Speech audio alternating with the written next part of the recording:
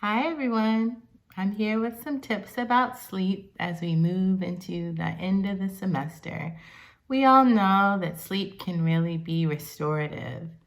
So as you think about preparing for finals, it seems really helpful to think about your sleep routine. Most experts recommend 7 to 8 hours of sleep per night, and it may be helpful to think about establishing a sleep routine as we move into the month of May. So I want to offer 3 tips, some things just to consider that may help you to get some good rest so that you're feeling prepared and ready for final exams. One thing to consider that you may not have thought of before is the temperature of your room. Experts recommend that temperatures are set between 65 and 72 degrees for sleep.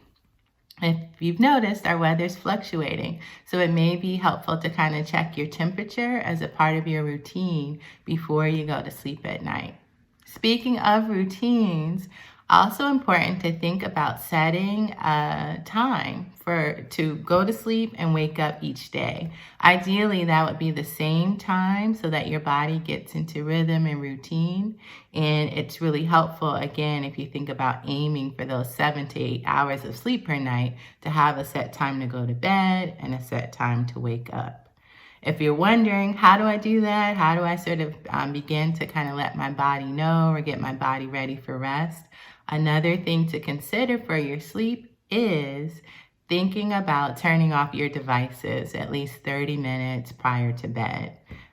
That might be a hard one or a hard habit to get into, but I promise you it can be really beneficial. So again, if you're watching the news, looking at your social media feed, even reading, your brain gets activated, and that's not necessarily what you want to get your body prepared for rest. So think about this week, just giving yourself permission to turn off your devices or put them on Do Not Disturb 30 minutes before it's time for you to go to bed. And last but not least, think about reducing your nap time. I know during this pandemic, it can be really tempting to take a nap. I encourage you to just think about putting some limits on the nap. So maybe limiting the time to 20 to 30 minutes. And also consider when you take a nap. So if you really feel like you need to get one in, try to do that earlier in the day as opposed to later in the afternoon or into the evening so that your sleep cycle isn't interrupted.